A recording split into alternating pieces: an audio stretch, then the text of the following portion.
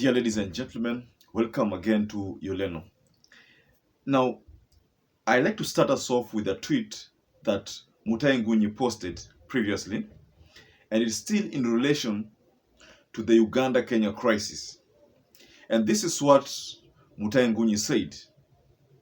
When Uganda is in crisis, they annex Migingo Island.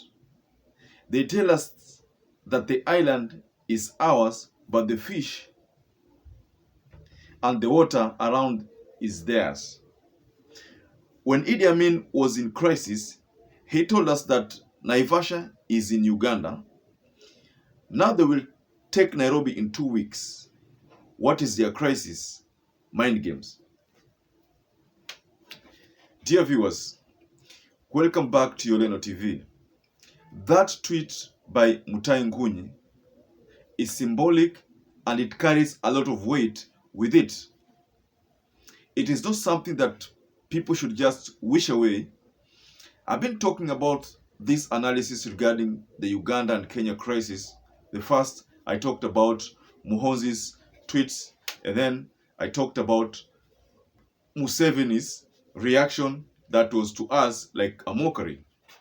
Now this tweet speaks volume of what Muhoozi said.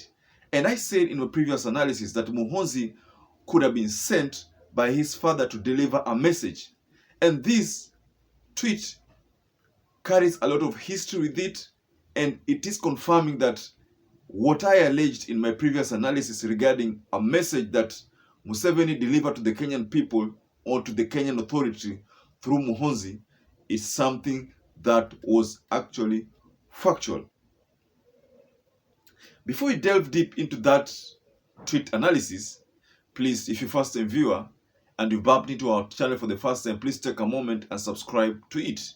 If you are regular viewers not subscribe, please also take a moment and subscribe to our channel.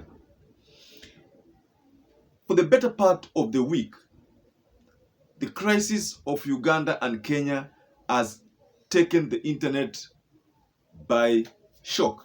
And many people kept talking about this narrative.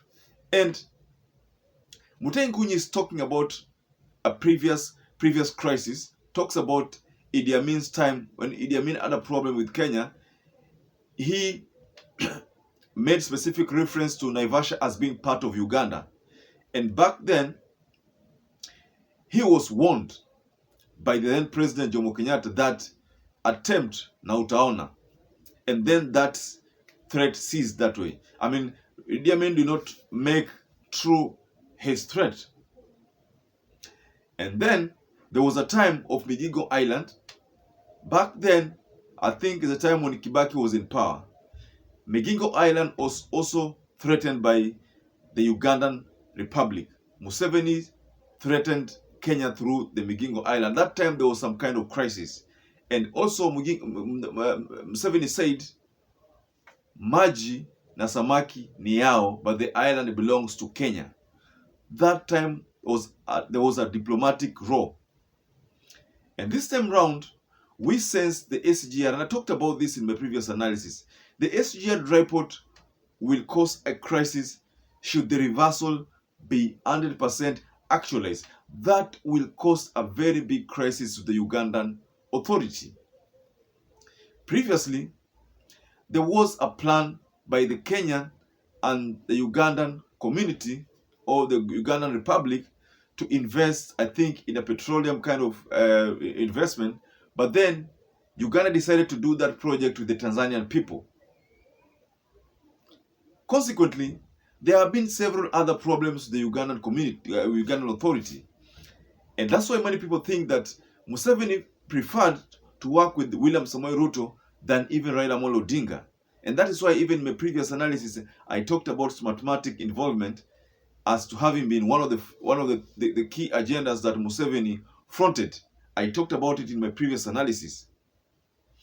But for this analysis, since NGUNYI has brought to our attention that in the previous diplomatic rows, there was a crisis, and that crisis made Uganda reclaim part of the Kenyan, claim that part of the Kenyan towns were supposed to be for Uganda.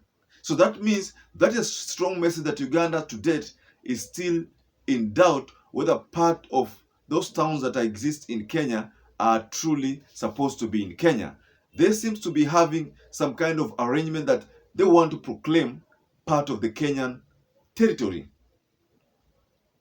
We saw Russia and Ukraine war that escalated to a level whereby now Russia had to annex part of the Ukraine big cities. And then Vladimir Putin went to an extent of even conducting a shoddy, a shoddy referendum that that the people were forced to participate in, and that led to the illegal annexing of part of Ukraine. But also we understand that Ukraine is fighting to retain those territories. So we are looking at some of these threats for Uganda as being strong, threats that cannot be wished away like that. I also talked about that in my previous analysis. So Uganda could be sending strong signals to the Republic of Kenya that we feel that part of your, some of those big towns in your area should have belonged to Uganda. So now we've seen, when we saw that, when Muhoozi tweeted and sent that strong warning that they could take Uganda, they could take Kenyan capital city in 2 weeks, that was a strong message to the Republic of Kenya. And again, that got a response from the President of the Republic of Kenya, William Samoei Ruto. Though many people believe that that response was not that, did not have carried the weight it was supposed to carry, that would have sounded a strong warning to the Republic of Uganda that do not mess with us, just like what Jomo Kenyatta did when he was in power, when Idi Amin attempted to threaten part of the Kenyan towns, the big towns like Naivasha. He threatened to take Naivasha, and then a strong warning was sent to him, and he didn't even bother going forward. So we find that some of these attempts, and especially now that we also know that Muhoozi could be the immediate heir of Museveni. And what if Muhoozi becomes the president of the Republic of Uganda? What is likely to happen? We're likely to see some of these threats, escalate further. So, ladies and gentlemen, what do you think? What do you think about MUTAHI NGUNYI's tweet that when he said that when Idi Amin was in crisis, yes, when Idi Amin was in crisis, he told us that Naivasha is in Uganda. Now they will take Nairobi in 2 weeks. What is the crisis? Now that is the game plan. And I said that I suspect the crisis could be the SGR port. And if this land was allocated to Uganda, I think that was a diplomatic deal to have some kind of truce with the Ugandan community so that they can feel that they own part and parcel of Naivasha. So, ladies and gentlemen, allow me to wind up there. But until later, I'd like to urge you to continue to subscribe to our channel, continue sharing our channel widely. And please, as always, I also like to urge you to stay safe and stay blessed until we meet again for our next analysis.